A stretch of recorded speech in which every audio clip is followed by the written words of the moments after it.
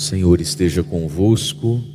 Ele está no meio de nós. Proclamação do Evangelho de Jesus Cristo segundo Mateus. Glória a vós, Senhor. Naquele tempo disse Jesus aos seus discípulos: Não julgueis e não sereis julgados, pois vós sereis julgados com o mesmo julgamento com que julgardes, e sereis medidos com a mesma medida com que medirdes. Por que observas o cisco no olho do teu irmão e não prestas atenção à trave que está no teu próprio olho? Ou como podes dizer ao teu irmão: Deixa-me tirar o cisco do teu olho, quando tu mesmo tens uma trave no teu? Hipócrita, tira primeiro a trave do teu próprio olho, e então enxergarás bem para tirar o cisco do olho do teu irmão. Palavra da salvação. Glória a vós, Senhor.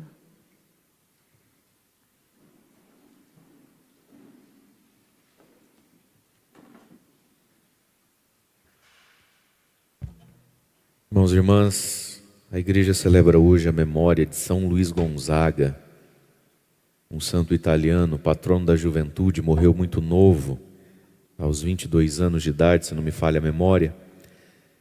E São Luís Gonzaga não foi padre, foi religioso, dos irmãos jesuítas.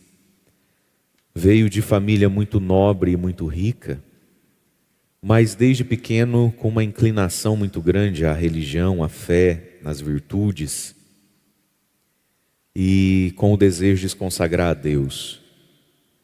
E na época era possível fazer isso e iniciar uma vida assim, uma vida religiosa, numa congregação religiosa, por exemplo, já muito cedo.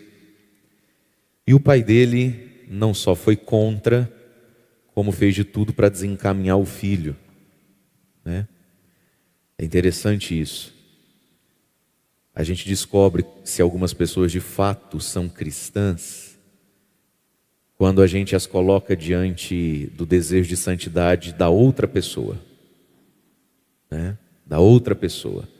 Então o pai, ao ver que o filho não tinha desejo de assumir o título de nobreza e toda a riqueza que o pai tinha e tudo mais, e queria viver uma vida de consagração a Deus, o pai mostrou o que ia dentro do pai,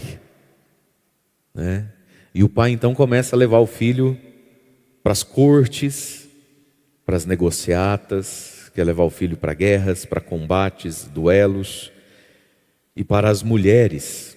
Ele expõe o filho a todo tipo de perigo contra a virtude, da modéstia, da castidade e tudo mais.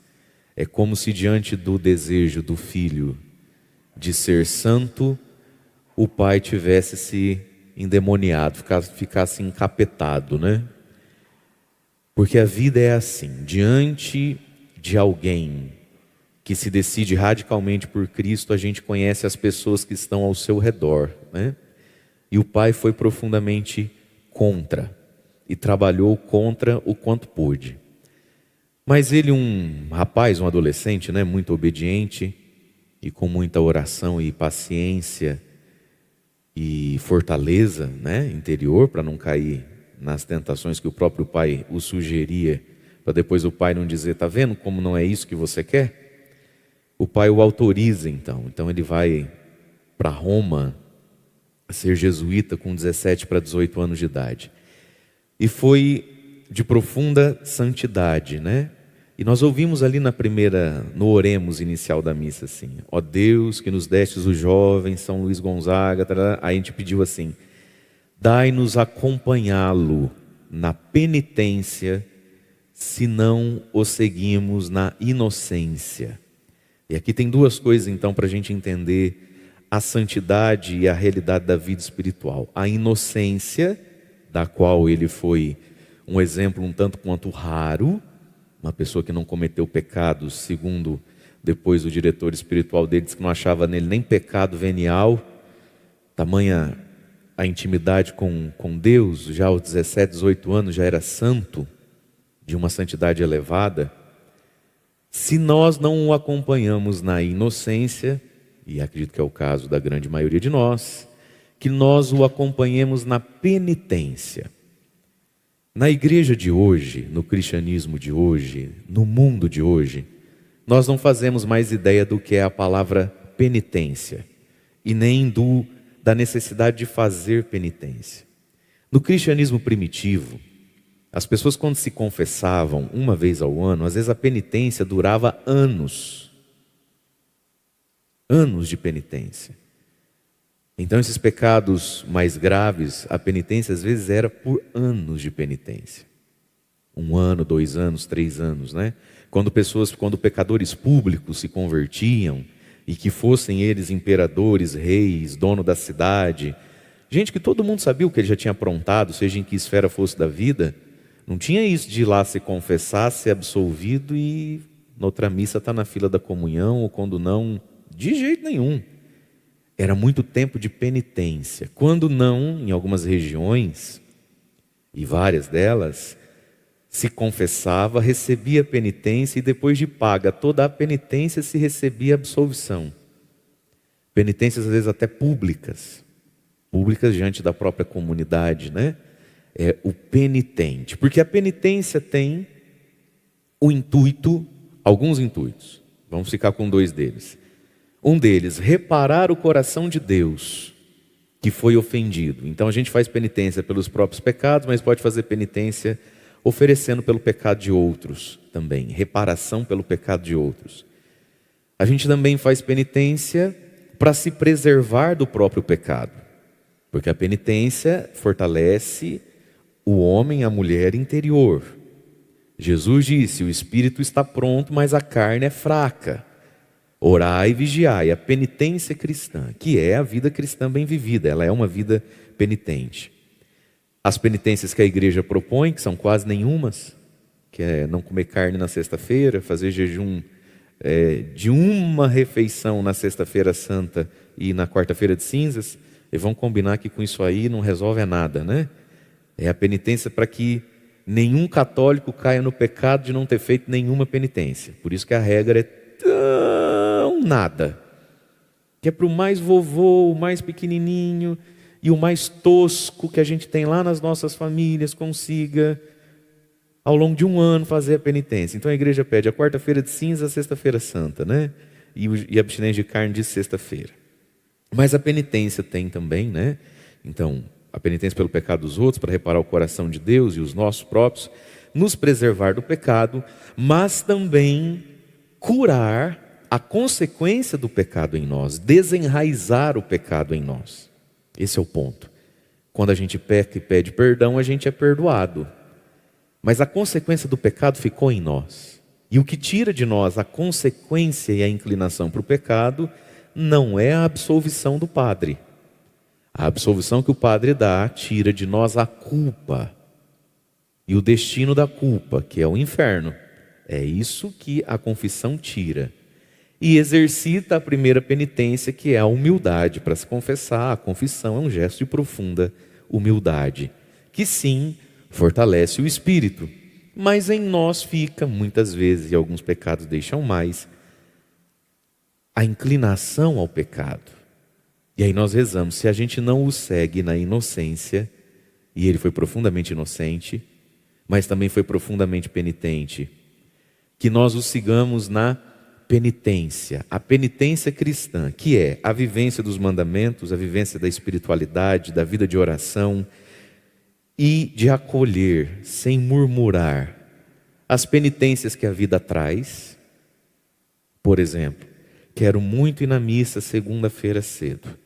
Aí a vida vai trazer uma penitência a isso, que é um frio delicioso e uma garoa serena. Essa missa ficou mais penitente do que se chovesse não estivesse, verdade não é? Essa chuva, esse frio aumenta a penitência, né? É uma vida mais penitente optar por isso e não por aquilo, por exemplo, para algumas pessoas, cada caso é um caso, né? Mas as penitências também que Deus inspira ao nosso coração, alguns jejuns, algumas abstinências, algumas práticas que nos penitenciam. E tudo isso por quê, meus irmãos? Por que a igreja nos fez pedir hoje, Senhor, olhando para São Luís Gonzaga, se a gente não o segue na inocência, que o sigamos na penitência? Porque nós precisamos fazer penitência, porque o pecado estraga as coisas. E consertar as coisas demora mais do que fazer as coisas. A gente sabe disso. Consertar demora mais do que construir muitas vezes. Limpar demora muito mais limpar o que você sujou do que aquilo que já estava limpo antes de ter sido sujo. E nós vivemos num tempo hoje onde as pessoas não entendem a penitência, não entendem a renúncia, não entendem o refazer as coisas. Se vive os pecados mais desgraçados e escandalosos e se sente no direito de absolutamente tudo. Tudo. Não entende o refazer das coisas. Portanto, do pecadinho ao pecadão, as coisas precisam ser refeitas dentro de nós. E quando não, e muitas vezes, fora de nós, ao redor de nós. É por isso que a gente precisa entender que nós todos necessitamos de penitência. Que é então, mais uma vez, uma vida cristã bem vivida, as penitências que a vida oferece, as penitências que Deus nos inspira, não é? E saber acolher muita coisa que às vezes a gente acha que é injustiça, errado, como penitência. Deus usa do mal do outro para a minha penitência também. Não é verdade? Jesus conversava com uma pessoa que estava assim explodindo, porque atribuíram a ele, a essa pessoa, algumas situações que ele não fez. Aí você cavuca, não, ele não fez daquela forma que está sendo dito, ele fez de outra. Eu falei, a pessoa, eu acho que você podia ficar em paz com essa calúnia, hein? Estão te caluniando de uma coisa que você não fez, mas essa coisa foi feita de outro jeito. Oferece a Deus como penitência, bendito seja o nome do Senhor. Que estão falando mentira, porque se falar a verdade, hein? Nossa Senhora, a verdade que não estão falando é pior do que a mentira que estão dizendo. É ou não é verdade? Então, pensa. Porque minha cunhada falou assim que eu sou muito fofoqueira, e eu não sou fofoqueira. Isso é mentira. Tá bom, é uma mentira que ela está falando por aí, coisa ruim, não é bom. Oferece como penitência, porque a tua cunhada não está falando umas verdades a seu respeito, né? Ela está falando que você é fofoqueiro, mas você não é fofoqueiro. Mas ela também não está dizendo que você é sovina, mão de vaca. E isso é verdade. É ou não é?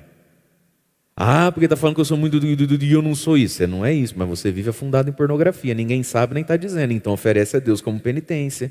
E menos mimimi. E não precisa procurar o advogado. Você só oferece como penitência pelos seus pecados, pelos pecados de quem você reza, e como penitência pelo pecado que, graças a Deus, ninguém sabe para ficar contando. Gente, nós não vamos bem com Deus porque a gente só reivindica direito. A gente só reivindica direito. Muitas pessoas não vão bem na vida profissional, material, financeira, dentro das empresas que trabalham, porque só reivindicam direito. Não é assim? Ninguém se dá a ninguém mais. Casamento não vai bem, porque a pessoa só reivindica direito.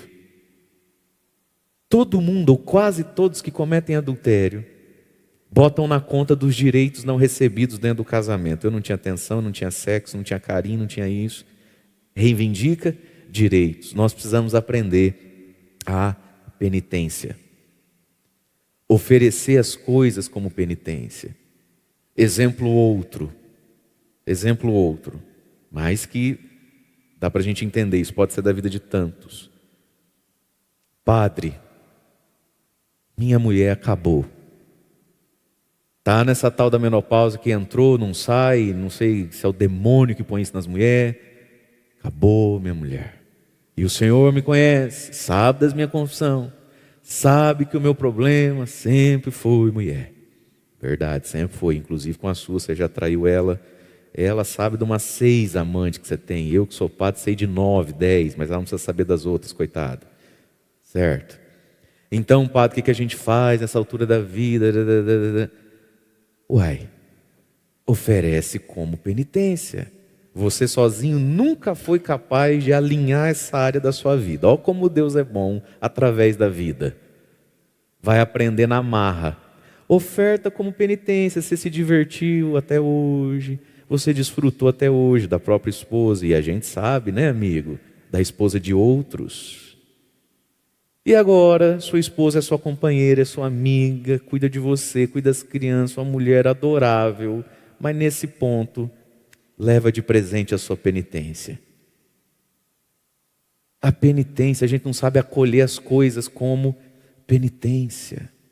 Às vezes até as nossas próprias derrotas na vida, seja em qual área for, podem ser oferecidas como penitência por nós, para nos precaver, para nos limpar e para desagravar o coração de Deus, talvez e sobretudo, por tantas pessoas que a gente reza e gostaria de ver no caminho de Deus, ofereçamos as penitências, já que não seguimos nem o São Luís, nem tantos santos, na própria e no dom tão bonito da inocência, porque Jesus diz: bem-aventurados os puros de coração, os inocentes de intenção, porque eles verão a Deus, né?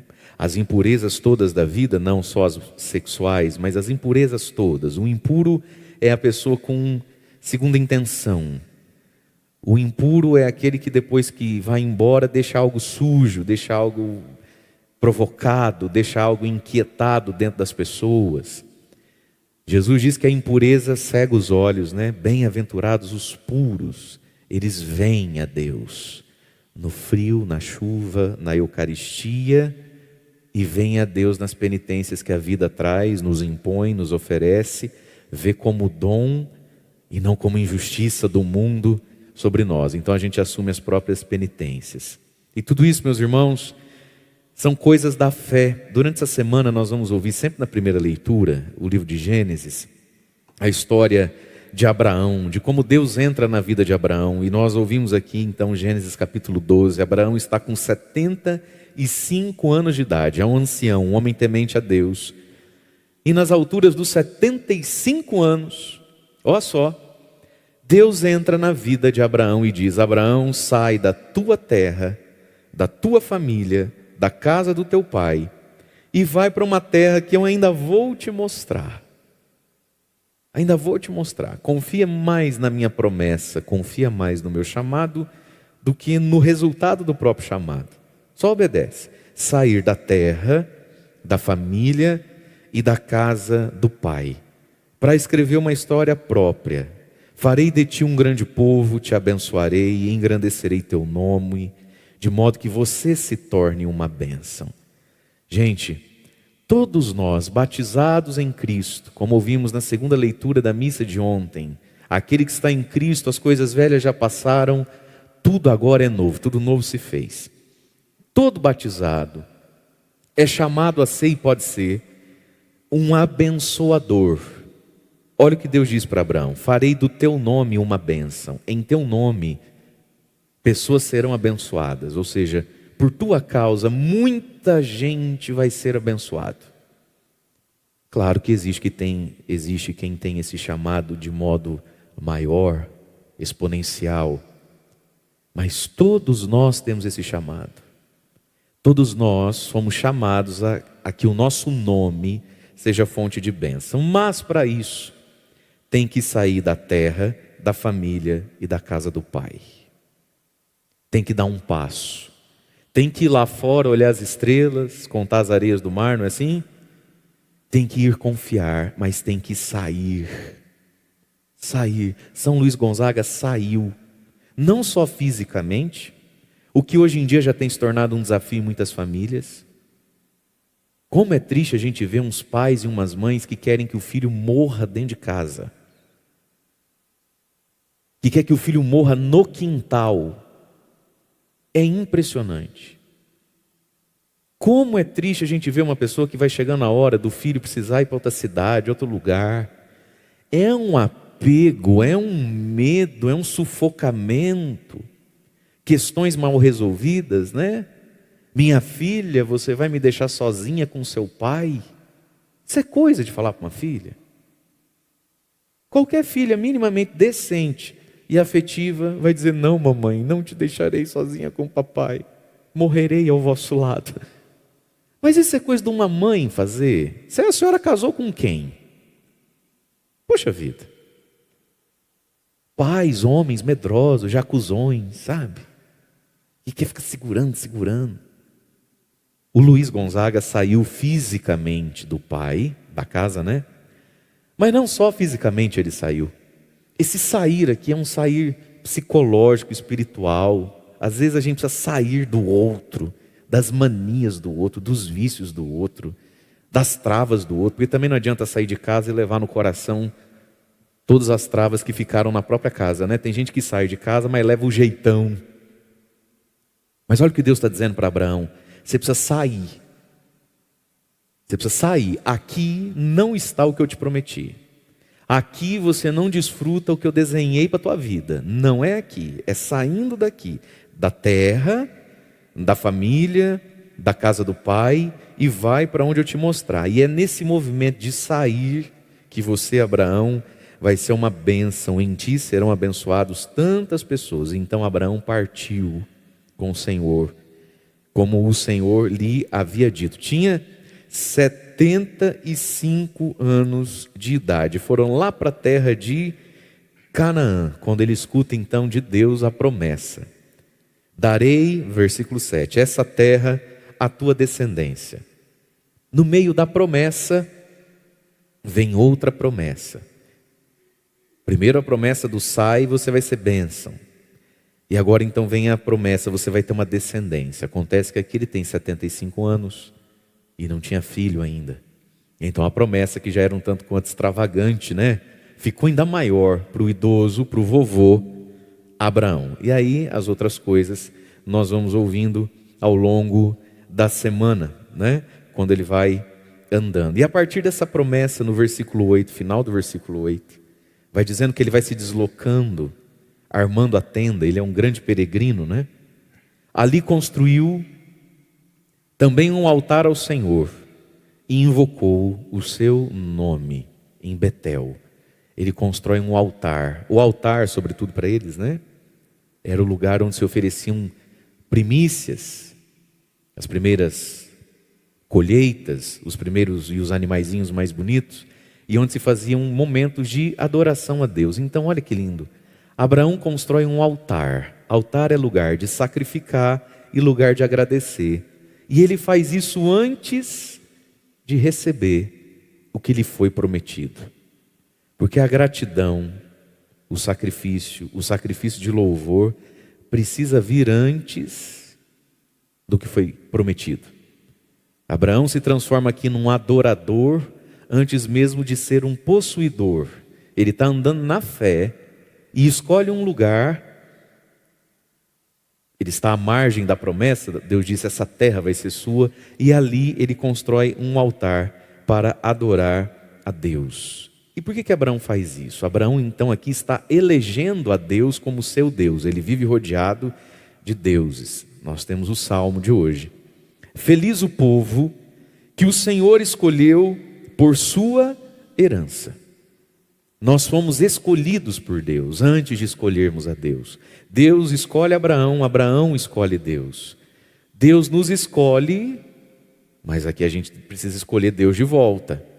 E isso é a conversão, a penitência e a fé. Deus me escolheu, isso é graça. Agora eu escolho Deus de volta, construindo um altar. E esse altar é dentro de nós.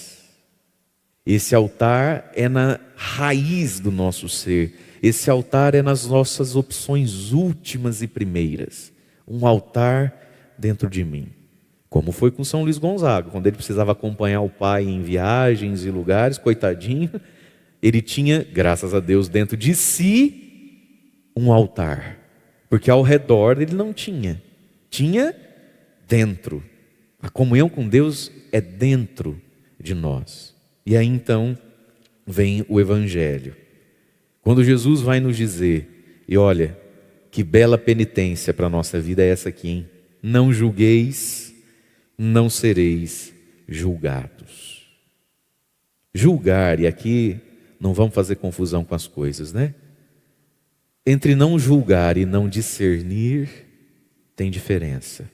Entre não julgar e não saber distinguir, tem diferença. Entre não julgar e abrir mão de não optar por algo, tem diferença. Não julgar significa não ser juiz. Não julgar significa não sentenciar. Mas não quer dizer que eu não tenha que ser capaz de discernir a vida.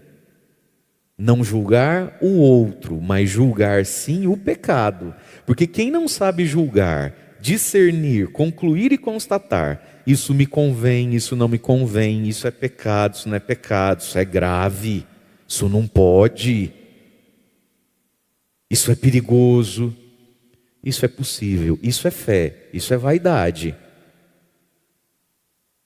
Quem não sabe julgar as coisas, vai levar a vida para onde?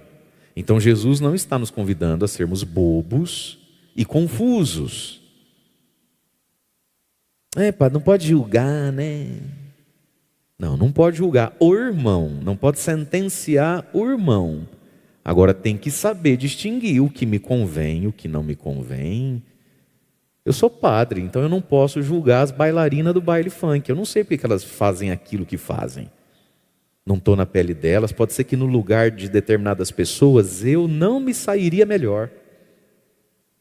Então não sei por que é assim, faz assim. Posso até achar que é porque é assim, mas não julgo.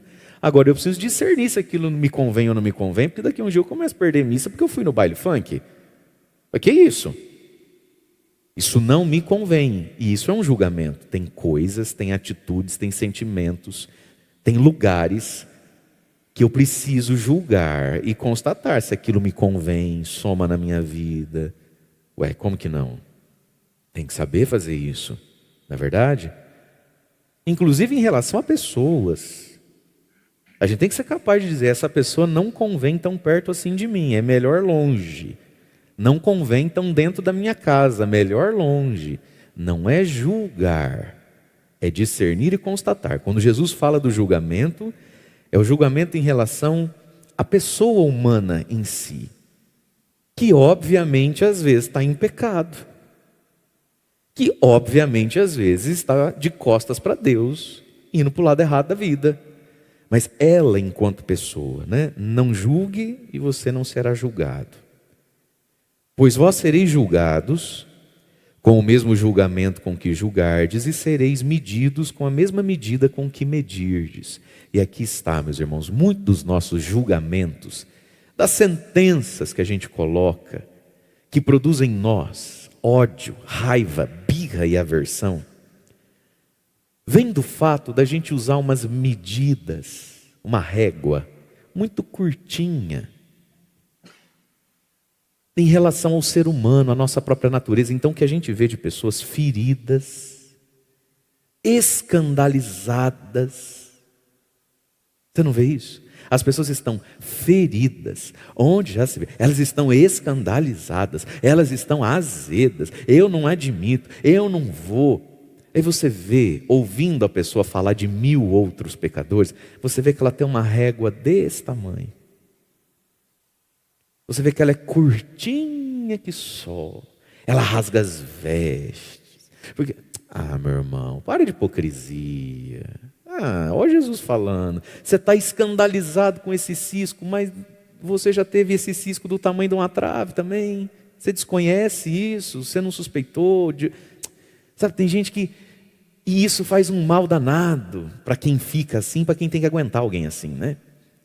Gente que vive escandalizada com a vida, com as pessoas, escandalizado com a igreja, escandalizado com a paróquia, onde já se viu. Aumente a sua régua, aumente as suas medidas, porque Jesus diz ali, a régua que você está usando, nós vamos usar em você. Talvez nem você passe nesse rigor todo. Talvez nem você passe nessa dureza toda. E por que a nossa régua é tão curta? Porque a gente não se conhece. Porque a gente não conhece a natureza humana. Por que os mais velhos muitas vezes têm um pouco mais de paciência, sabedoria? Por que às vezes a gente escuta assim dos mais velhos? Meu filho, fica bravo com isso não. Não vale a pena, escuta teu pai. Minha filha, não fica assim não, escuta o que a mãe está dizendo, isso passa. Por que às vezes não é todos, tem uns velhos doidos, ruim que é o cão. Mas tem uns que tem uma sabedoria, que vem do quê? Por que às vezes a pessoa com a idade fica mais branda, menos raivosa? Porque a vida com mais custo ou menos custo? Foi alargando a régua da pessoa. E ao longo da vida você foi conhecendo o ser humano em você mesmo, nas pessoas que você conviveu até hoje, e aí você aumenta a tua régua. E aí quando você vê alguém perdendo para o sexo, para o medo, quando você vê alguém perdendo para a tristeza, quando você vê alguém falhando na ansiedade ou no dinheiro, e você já não rasga mais as vestes, porque tudo isso já visitou você, já visitou o outro, e você começa a conhecer o que é o ser humano, sobretudo o que é o ser humano sem Deus. E aí nada mais te assusta, nem te paralisa. E a gente vai usando uma régua maior com as pessoas. Não é ser frouxo, não é ser laxo, não é ser confuso. É ser generoso. É ser generoso para com a miséria do outro e com a própria. E com a própria miséria. Um pouco mais de generosidade, uma medida um pouco maior, porque Jesus está dizendo, essa tua reguinha, esse teu jeito picuento de ser, vai ser usado com você. Que Deus é pai de todos, gente. E por que Deus insiste tanto, então, em me tratar conforme trata o outro? A gente percebe que Jesus coloca essa condição, né? Perdoai as nossas ofensas, assim como nós perdoamos. Em verdade eu vos digo, se você não perdoar, Deus não te perdoa. Por que Jesus colocou o outro na minha vida, o outro, como critério para o meu relacionamento com Deus? Porque, gente, o nosso relacionamento com Deus tem um objetivo: nos assemelhar a Deus. Então, esse Deus com o qual eu me relaciono, que é meu Pai, Ele é Pai do outro também. E esse Deus em relação a mim, Ele é medida larga, portanto, quanto mais eu me relaciono com Ele, eu deveria também ir aumentando as minhas medidas em relação ao outro. A gente não reza para alcançar coisas, a gente reza para alcançar Deus. A gente não reza para vencer isso, a gente reza para ser imagem e semelhança de Deus. É por isso que Jesus está dizendo, se eu não me permito, não desejo e não busco ser imagem e semelhança de Deus para você, eu não pego a imagem e semelhança de Deus nem para mim. É por isso que o outro, no cristianismo e em Jesus, se transformou em critério, né? Deus nos livre do outro sem empecilho, quando o outro poderia ser meio para Deus. Gente, quando às vezes a gente precisa, né, por obediência a Deus, muito mais do que por desejo, por obediência à palavra, quando a gente precisa ser imagem e semelhança de Deus para o outro, por obediência, só por ti, Jesus, loguinho, a gente começa a provar na nossa vida umas graças que a gente não estava provando, umas providências que não estavam acontecendo. A gente começa a sentir no espírito da gente uma dilatação, um preenchimento do Espírito Santo que, muito tempo de joelho na madrugada não ia dar. Obedecer a Deus nessas coisas, sabe? Obedecer a Deus nessas páginas difíceis. Isso tem um poder de nos abençoar, como foi com Abraão. Isso tem um poder de nos abençoar mais do que muita reza e oração que a gente faz. E é por isso que tem gente que muito rezou, ou muito reza, e você não vê neles sinais da bênção. Não vê. Às vezes é triste isso. Pessoas que evidentemente rezaram muito, rezam muito, se vincularam muito a práticas dentro da igreja, pastorais, movimentos, tantas coisas. Mas também é evidente que na vida dele a bênção de Deus não está ali. Gente que vai ficando dura, seca, soturna, fechada, meia raivosa, meia inimiga do bem, sabe assim? Autoexcludente. De onde será que vem isso? Vem desse equívoco. Passou muito tempo sendo muito bom religioso ou religiosa, mas nesse tempo nunca viveu essas oportunidades, que nunca vão faltar na sua vida e na minha vida, e se brincar todo dia a gente tem. De não olhar o cisco no olho do irmão. De não se inquietar tanto com o cisco no olho do outro, né? E aí Jesus diz, por que você observa o cisco no olho do irmão e não presta atenção no galho que está no teu, na trave? né? No galho que está no teu próprio olho. Você sabe, gente, uma das coisas que nos atrasa na vida, e o diabo usa disso, né? Porque ele é esperto, é a gente gastar muito tempo com o que não é meu. Com o que não é meu. Às vezes a gente consegue falar por mais de hora dos outros. Senta na frente do padre para se confessar e fala: então, padre, o senhor não me ajuda? O que é pecado? A gente não se sabe, né? A gente não se percebe. Meu Deus, olha lá.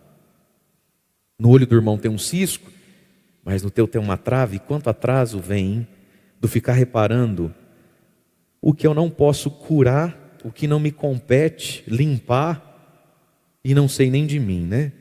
E aí Jesus diz: ou como pode dizer ao irmão: deixa eu tirar o cisco do teu olho, quando você está com uma trave no teu? Tira primeiro o galho que está no teu, para você enxergar bem, para tirar o cisco do olho do irmão. E olha que lindo o final desse evangelho aqui. Jesus de modo algum está propondo que cada um se vire por si mesmo, cada um que lute. A gente não tem que se envolver com ninguém. Não é isso que Jesus está dizendo. Ó, leia direito. Tira primeiro a trave do teu próprio olho. Ou seja, cura bem curado alguns assuntos na sua vida. E então você vai enxergar bem para tirar o cisco do olho do teu irmão. Gente, nós necessitamos de pessoas que nos ajudem. Nós necessitamos de pessoas que nos mostrem o caroço do feijão no dente. Sozinho a gente não vê. Não é verdade? Mas olha o que Jesus está dizendo. Se esse mesmo assunto em mim não está bem curado, eu não posso te ajudar. Se esse mesmo assunto em mim não está santificado, pode ser que o que eu estou vendo em você nem é teu, é a minha projeção. Porque se eu estou com uma galheira aqui, ó, se eu estou com um galho no olho, pode ser que o cisco que eu estou vendo em você é só sombra do meu, né? Acho que todo mundo conhece aquela historinha, mais ou menos assim. Diz que tinha uma mulher, tinha uma língua que só vendo.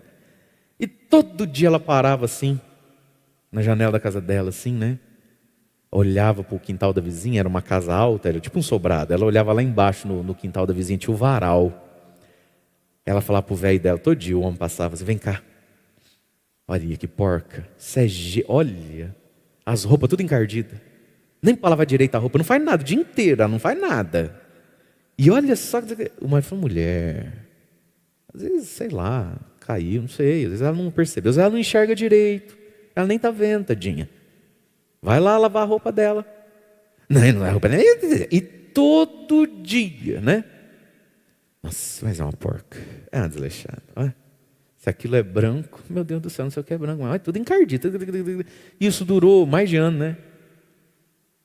Até que um dia lá, determinada situação, não sei o que acontece, lá encurtando a história, ela para na frente da janela e aí, depois de anos, ela descobre que ela olhava lá o negócio, mas a janela dela nunca estava aberta, sempre fechada, a janela de vidro, e a janela estava suja.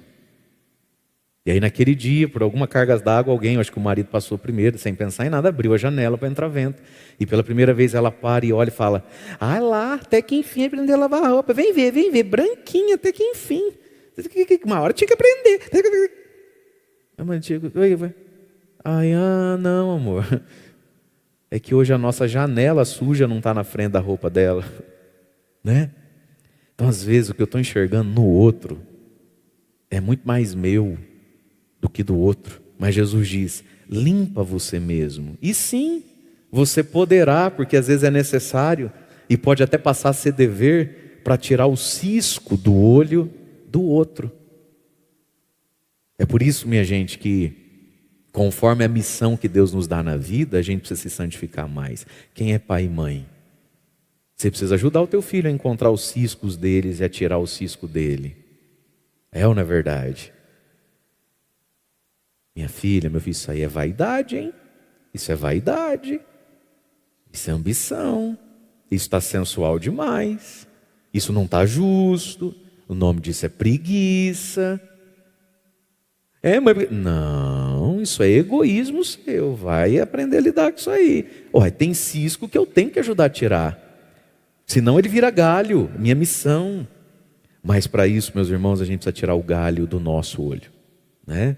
Conhecer-se a si mesmo. Como diz Santo Agostinho: conhece-te, aceita-te e supera-te. E já dizia Santa Teresa d'Ávila: Chega a ser loucura achar que vamos entrar no céu sem antes ter entrado dentro da gente mesmo, para ver todas essas coisas. Que na misericórdia de Deus, Deus cura, Deus liberta, e com a penitência a gente vai consertando também. Louvado seja nosso Senhor Jesus Cristo, para sempre seja louvado. Manda teu Espírito para transformar